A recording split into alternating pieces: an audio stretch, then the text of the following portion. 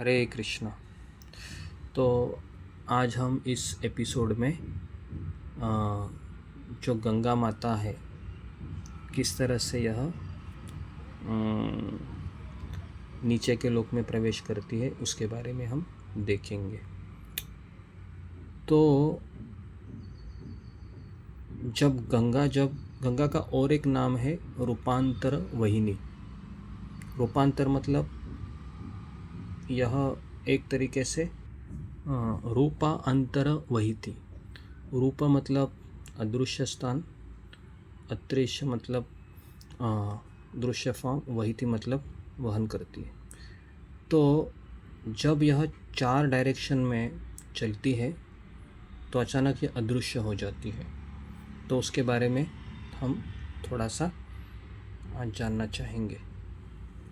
ओम अज्ञानतिमिरान्धस्य ज्ञानाञ्जनशलाकया चक्षुरुन्मिलितं येन तस्मै श्री गुरुवे नमः। तो इसके बारे में पौराणिक कथा है कि जब सगर जो राजा था है ना, वह अश्वमेध यज्ञ कर रहा था, 1000 अश्वमेध यज्ञ। तो जो इंद्र राजा था उसको थोड़ा सा असुरक्षित का अनुभव हुआ और फिर उसने जो घोड़ा चुराया था, तो इंद्र ने ये घोड़ा है चुरा कर पाताल लोक में कपिल मुनि के आश्रम में रख दिया।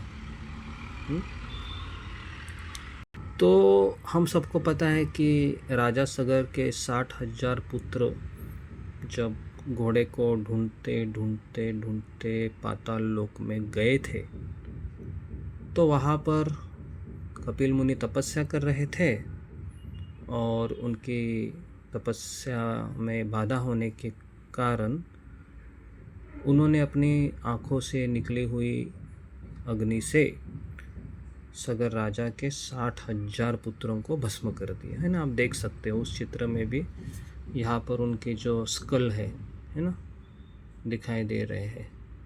उसके बाद राजा सगर ने अपने पोते अंशुमान को भेजा ताकि उस घोड़े को वापस ले आए। तो जब अंशुमान यहाँ पर आया तो कपिल मुनि उससे प्रसन्न हुए और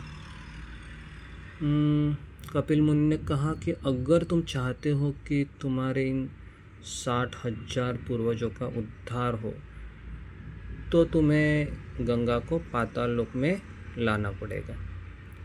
तो उसी को चलते फिर ये अंशुमान उस घोड़े को लेके जाता है और अश्वमेध यज्ञ पूरा हो जाता है। कि उसके बाद फिर अंशुमान है वह तपस्या करने के लिए चला गया, लेकिन वो तपस्या में असफल हुए।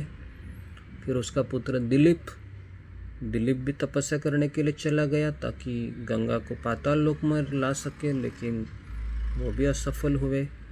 और फिर दिलीप का पुत्र है भागीरथ, वो तपस्या में सफल हुए। तो फिर भगीरथ है वह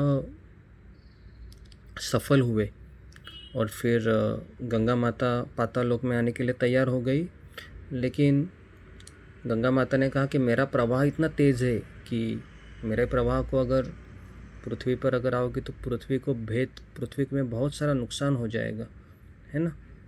तो इसलिए तुमको शिव जी को मनाना होगा।